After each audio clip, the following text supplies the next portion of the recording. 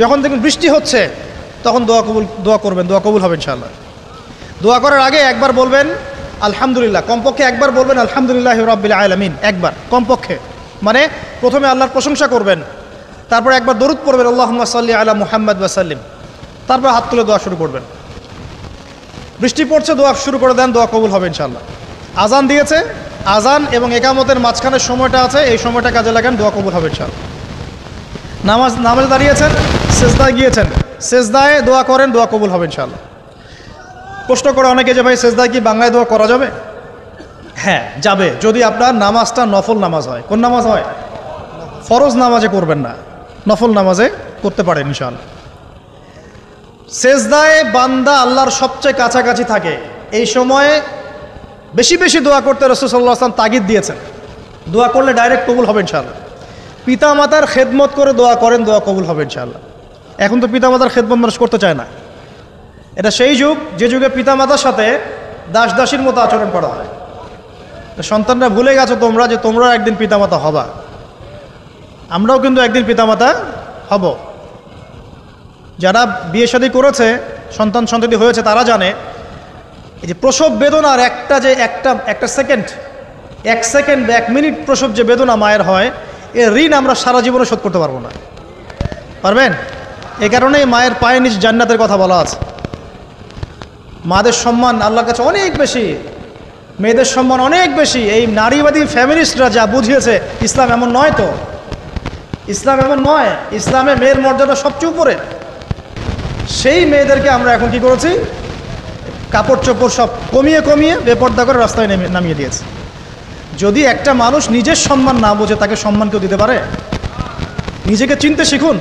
আমাদের সম্মান আল্লাহর কাছে অনেক বেশি। এটা বলছিলাম প্রিয় ভাইয়েরা, মায়ের পায়ের নিচে আল্লাহ পাক সন্তানের বেহেশতের কথা বলেছে। মা বোনদেরকে 4টা কাজ করতে বলো, অনলি 4টা কাজ।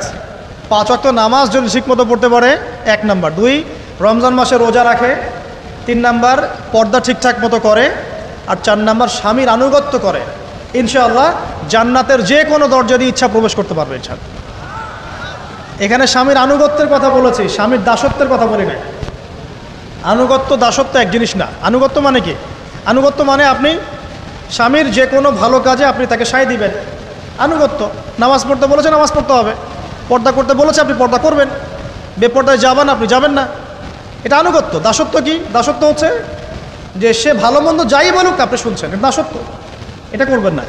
মা বোনরা 4টা কাজ বাসায় গিয়ে আবার শুনিয়ে দিবেন। নবীজি বলেছেন 4টা কাজ কোনো মেয়ে করলে জান্নাতের যে কোনো দরজা দিয়ে ইচ্ছা প্রবেশ করতে পারবে। 1 নাম্বার, 5 ওয়াক্ত সালাত। 2 নাম্বার, রমজান মাসের সওম রোজা। 3 নাম্বার, পর্দা ঠিকঠাক মতো করবে, লজ্জাস্থানের হেফাজত। এবং 4 নাম্বার, স্বামীর আনুগত্য করা। মায়ের খেদমত করে দোয়া করেন, দোয়া কবুল হবে ইনশাআল্লাহ। বাবার খেদমত করে দোয়া করেন, দোয়া কবুল হবে ইনশাআল্লাহ। কোরআন তেলাওয়াত করে দোয়া করেন, দোয়া কবুল হবে ইনশাআল্লাহ। মনে করেন শেষ রাতে উঠেছেন, মানে শেষ রাত বলতে বোঝাচ্ছি এই ধরেন যে 2টার পর থেকে, এখন 2টা 2:30টার পর থেকে নিয়ে ফজর পর্যন্ত শেষ রাতে উঠেছেন। এই সময় আপনি যা দোয়া করবেন ইনশাআল্লাহ কবুল হবে। হ্যাঁ, বলতে বাধ্য হচ্ছি, এখনকার তরুণ সমাজ ওই 2টা 2:30টার দিকে ওই যে কার কার খেলা থাকে, ওই খেলাগুলো দেখার জন্য ওঠে, তাহাজ্জুদ পড়ার জন্য উঠতে পারে না। অথচ আল্লাহ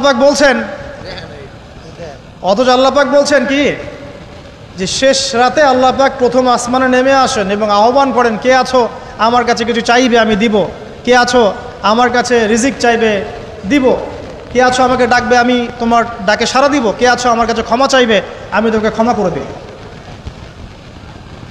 প্রিয় যুবক ভাইরা, আল্লাহকে মূল্যায়ন করতে শিখুন। এই সময়গুলোতে দোয়া করলে ইনশাআল্লাহ তাআলা আপনার দোয়া কবুল হবে ইনশাআল্লাহ।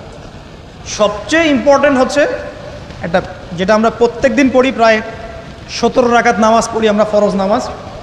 শুধু ফরজ নামাজের কথাই বলছি। এখানে আপনি 34টা সেজদা করেন। 17 রাকাত ফরজ, 34টা সেজদা করেন। প্রত্যেক সেজদায় যদি একটা করে দোয়া করতে পারেন ইনশাআল্লাহ আল্লাহ আপনার দোয়া কবুল করবেন। দোয়া কবুল করার কিছু জায়গা বলে দিলাম। বেশি বেশি দোয়া করতে হবে। আমরা উম্মার অবস্থাগুলোকে বুঝতে শিখব। এখানে এই 3 ব্যক্তি, এটা বলে আমি শেষের দিকে যাচ্ছি, একটু ধৈর্য ধরেন। এই 3 ব্যক্তি পড়ে গেছে গুহার মধ্যে। আমি বলছিলাম জেনা ছেড়ে দিলে তোমার দোয়া আল্লাহ পাক ডাইরেক্ট কবুল করবে ইনশাআল্লাহ। কিভাবে? এই দলিল দিচ্ছিলাম যে তারা বলছে আমাদের তো কোনো আমাদের নেক আমল যা আছে এটা দিয়ে দোয়া করতে হবে, কোনো অপশন তো নাই বের হওয়ার। একজন বলছে যে আল্লাহ আমি আমার পিতামাতার খেদমত করতাম, মাকে দুধ পান না করিয়ে কখনো দুধ পান করি নাই, আল্লাহ এই কাজটা যদি তোমার কাছে ভালো লেগে থাকে আজকে আমাকে এই বিপদ থেকে উদ্ধার করো। এই দোয়া করার সাথে সাথেই এই গুহা থেকে পাথরটা একটু সরে গেল এভাবে। আর জড়বস্তু আল্লাহ পাকের হুকুম মানে, আল্লাহ পাকের হুকুম মানে না খালি দুইটা শ্রেণীর মানুষ, এক হচ্ছে মানুষ আর একটা জিন জাতি। এই পুরো প্রকৃতি আল্লাহ পাকের হুকুম মেনে চলে। আর জড় বলতে আসলে কিছু নাই, যদি আমি বোঝানোর জন্য জড় বলেছি, আল্লাহ পাকের হুকুমে সব কিছু জীবন্ত। এই যে মাটিতে আমরা বসে আছি না এখন, এই মাটি কিয়ামতের মাঠে সাক্ষী দিবে যে এখানে মাহফিল হয়েছিল। হ্যাঁ, ওইখানে বসে তুমি টিকটক করেছো, লেকচার শুনো নাই ভালো করে। একটা মাহফিলে যাচ্ছিলাম, দেখলাম যে এখন স্টেজে উঠি নাই, ওই সুযোগে দেখলাম যুব সমাজ রাস্তার পাশে দাঁড়িয়ে সিগারেট খাচ্ছে, ব্রেক নিচ্ছে আর কি, চা সিগারেটের ব্রেক। হুজুর আসলে আলোচনা শুনবো। এখানে এসে যদি আমরা মানে কোরআন সুন্নাহর বাইরে কোনো কাজ করি, এই মাটি আবার সাক্ষী দিবে। এটা দলিল কোথায় আছে? সূরা জিলজাল পড়ে দেখবেন। সূরা জিলজালের মধ্যে দলিল আছে যে আল্লাহ পাকের হুকুমে এই জমিন কথা বলবে ইনশাআল্লাহ, আল্লাহ পাক হুকুম করলে।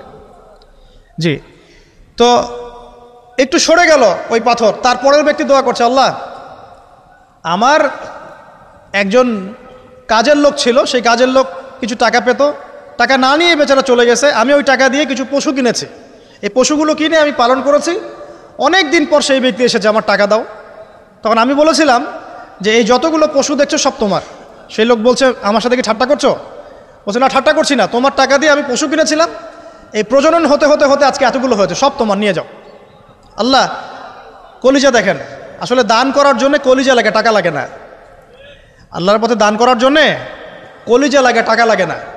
আর কিছু মনে করবেন না, আমি বিভিন্ন মাহফিলে যাচ্ছি, একটা কমন দৃশ্য দেখি এই কালেকশনের। আমার জানা নাই যে এভাবে নাম লিখিয়ে কোনো কালেকশন নবীর যুগ থেকে হয়েছে, আমার জানা নেই। বরং কতটুক দিয়েছে এটা গোপন রাখলেই ভালো। কে দিয়েছে, কত দিয়েছে জানানোর কোনো দরকার নাই, দিয়েছে নিয়ে চলে আসবেন, শেষ।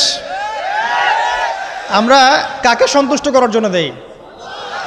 আল্লাহ জানলেই তো যথেষ্ট। কি দরকার জনগণ জানতেই হবে আমি 5,000 টাকা দিয়েছি? এতে আমার লাভটা কি? নেকি উল্টা আরো কমে গেল। উল্টা 7 শ্রেণীর মানুষ, একটা হাদিস আছে, 7 শ্রেণীর মানুষ কিয়ামতের মাঠে আরশের ছায়া পাবে। কিসের ছায়া পাবে? আরশের ছায়া, যে ছায়া ছাড়া কোনো ছায়া থাকবে না। ওর মধ্যে এক শ্রেণী হচ্ছে ওই ব্যক্তি যে এত গোপনে দান করে, তার বাম হাত জানে না ডান হাত কি দান করছে। এই ব্যক্তি আরশের ছায়া পাবে ইনশাআল্লাহ। তো দুনিয়া যদি উদ্দেশ্য থাকে, নাম প্রকাশ করা, জাহির করার উদ্দেশ্য থাকে, বা যদি এমন হয় যে এখানে লৌকিকতা উদ্দেশ্য থাকে, নেকি নষ্ট হয়ে যেতে পারে, সুযোগ আছে, চান্স আছে। তো এই ট্রেডিশনগুলো বন্ধ করলে মনে হয় ভালো হয়। এটা আমার পরামর্শ, বাকি এটা বিবেচনা আপনাদের। আর এই ব্যক্তি বলছে আমি এই সব কিছু দান করে দিয়েছি। দেখেন, দান করতে কি লাগে? কলিজা লাগে, টাকা লাগে না কিন্তু। আসলে দান করতে কলিজা লাগে। অনেক রিক্সাওয়ালাকে দেখেছে আমরা, 100 টাকা দান করে দিল, মসজিদের জন্য দান চাচ্ছে, 100 টাকা দান করে দিল। আর অনেক দেখবেন বিত্তশালী, ঢাকা শহরে যাচ্ছি বনানী গুলশান দিয়ে, দান করতে চাইলে 2 টাকা দিচ্ছে, 5 টাকা দিচ্ছে, এমন হয় না? দান করতে কলিজা লাগে। আর একটা কথা মনে রাখবেন, আপনি যত দান করবেন আল্লাহ আপনাকে তত বেশি দিবেন ইনশাআল্লাহ। ইনশাআল্লাহ আল্লাহ পাকের খাজানা যে এত প্রচুর, আপনি দান করলে কমে যাবে এই চিন্তাই করবেন না কখনো। তবে সবচেয়ে সেরা দান কোনটা জানেন? আপনার প্রয়োজন আছে এখন, এই প্রয়োজনের সময় দানটা হচ্ছে সেরা দান। এবং সবচেয়ে উত্তম খরচ কোনটা? সবচেয়ে উত্তম খরচ হচ্ছে আপনার পরিবারের পিছনে খরচ। আপনার পরিবারের পিছনে খরচটা আপনার সবচেয়ে শ্রেষ্ঠ খরচ। আর দান করে মধ্যম পন্থায়, এমন হবে না যে নিঃস্ব হয়ে গেলেন দান করে একদম, আবার এমন না যে কৃপণতা প্রদর্শন হচ্ছে, এমনও না। মধ্যম পন্থায় দান খয়রাত করবে ইনশাআল্লাহ। আর কিয়ামতের মাঠে মানুষ তার দানের ছায়ায় থাকবে ইনশাআল্লাহ। যে যত দান করবে ওই ছায়ার নিচে সে থাকবে। এই ব্যক্তি সব দান করে দিয়েছিল।